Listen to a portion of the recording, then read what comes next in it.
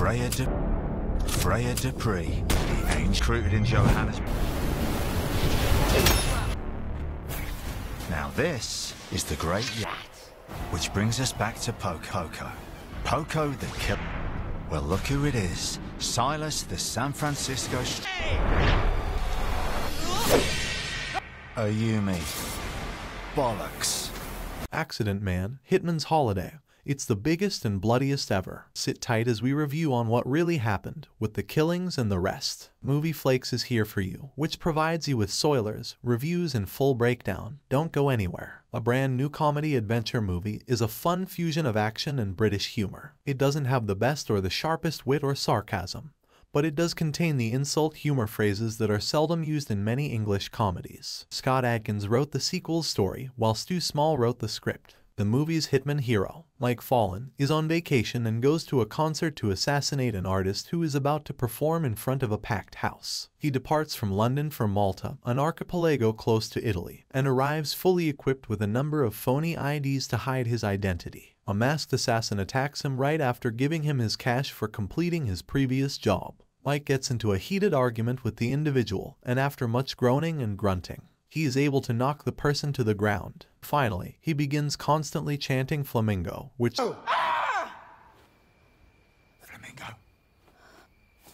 seems to be his safe word with Sue Ling. He encountered her while beating off some patrons in a bar, and she later joined his group of friends. When she suggests they meet sooner rather than later, he replies that they will do it next week. He still suffers from guilt over killing all his associates working for his father figure, Big Ray. While walking down an alley, he comes across one of them whom he didn't kill, Finicky Fred. He helps him escape a bunch of hitmen trying to beat the shit out of him. This comic relief character is introduced yet again in the sequel, who is visiting this foreign land in the hope of meeting a lover in person, whom he spoke with online. Since he pays her some amount, Mike tells him that her asking him to come is nothing but a scam for a lonely person like him. When they go back to Mike's place, Fred gets introduced to Sue Ling, whom Mike has hired to plan out his techniques, whom Mike has hired to develop his strategy. They begin collaborating on the projects that Mike was hired for. They enjoy themselves quite a bit, same like before. Following the success of one of their performances, they are abducted by an Italian mafia organization led by Mrs. Zuzer, a notorious figure in their industry. She introduces Dante, her son, who she dislikes for choosing to follow the road of becoming a pop star. They are suspected of having severely beaten Dante, which is why Mike and Fred were apprehended by them.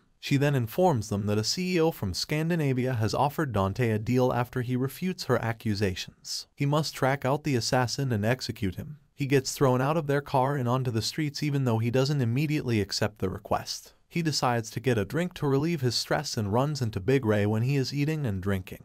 They converse about numerous regrettable incidents from their blood-fueled past. He finds out that Big Ray was the one who injured the Zuzer child. The incident has resulted in the kidnapping of Fred. Make it look like an accident. Now they've got Fred held hostage. Anything happens to that kid, they're gonna kill. According to Mike, and if Dante's life isn't rescued, Fred's life will be in jeopardy. Big Ray notes that Dante, the family's successor, is carrying a heavy burden. So, those who have given this father-son team these risky responsibilities are pitting them against a war. In his haste to save the child, Mike stumbles across Freya Dupree's, a professional assassin. He fights back and kills her in the process. He successfully removes Dante from the bar when he encounters Yendi, another assassin, who is attempting to murder the young boy. When Yendi continues to use his weapon to attack, Dante flees like a scared child. Mike is able to leave the area with Dante, and as he follows him, he slices Yendi's throat. He brings the child to a hidden location and tells him to retrieve the GPS signal that he had earlier swallowed.